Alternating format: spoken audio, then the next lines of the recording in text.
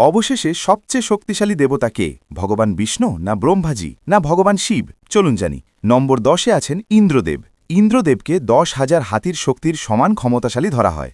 তিনি মেঘ এবং বৃষ্টির রাজা। নম্বর 9-এ আছেন সূর্যদেব। সূর্যদেব তার আলো আর শক্তি দিয়ে প্রতিটি জীবকে জীবন দেন, কিন্তু তার তীব্র তাপে সেই জীব পোড়াও যেতে পারে। নম্বর 8-এ আছেন ভগবান কার্তিকেয়। কার্তিকেয়জির গতি এমন যে তিনি কয়েক মিনিটেই পুরো পৃথিবী ঘুরে আসতে পারেন। নম্বর 7-এ আছেন হনুমানজি। হনুমানজিতে অসীম শক্তি রয়েছে। ওরা নিজেদের আকার এত বিশাল করতে পারে যে সূর্যকেও গিলে ফেলতে পারে।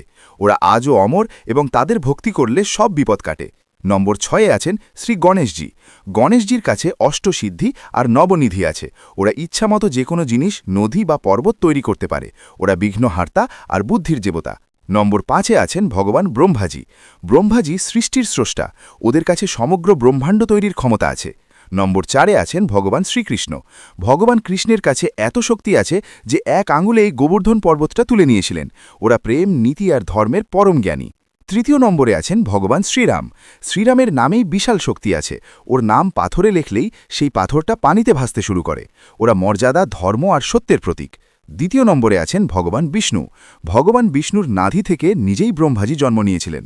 প্রতিটি যুগে তিনি অবতার নিয়ে পৃথিবীর রক্ষা করেছেন আর ধর্ম প্রতিষ্ঠা করেছেন।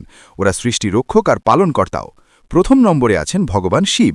দেবতাদের মধ্যে দেবতা, মহাদেব, মাস্টারদের মাস্টার। এমনকি দেবতারাও তার রুদ্ররূপ দেখে কাঁপে। যখন তার তৃতীয় চোখ খোলে, পুরো ব্রহ্মাণ্ড আগুনে পুড়ে ছাই হয়ে যেতে পারে। তার কোনো শুরু নেই, কোনো শেষ নেই, এমনকি সময়ও তার সামনে মাথা নোয়ায়। তিনি সব দেবদেবীর রাজা। আমরা জানি তোমাদের প্রিয় দেবতা নিশ্চয়ই শিব, কিন্তু কমেন্টে বলো তোমার প্রিয় দেবতার নাম আর মহাদেবের নাম।